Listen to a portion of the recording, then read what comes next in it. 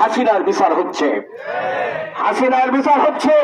সেই বিশেষ ট্রাইব্যুনাল, আন্তর্জাতিক ট্রাইব্যুনাল গঠন করেছিল হাসিনা, সেই আন্তর্জাতিক ট্রাইব্যুনালে হাসিনার বিচার হয়ে তার ফাঁসির রায় কার্যকর আমরা দেখতে চাই ভবিষ্যতে।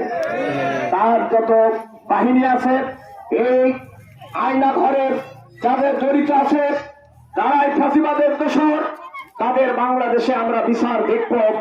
আগামীতে যদি আল্লাহ যদি আমাদের ক্ষমতায় দেয়, সমস্ত নেতা নেত্রীদের বাংলাদেশে একদিন বিচার এদেশে হবে ইনশাআল্লাহ, ইনশাআল্লাহ। সুতরাং ভাইয়ের আমার, আপনাদের উদাত্ত আহ্বান জানাই, এই সরকার রাতে যেখানে আমরা অফিস করতে পারি নাই, অফিস বসতে পারি নাই,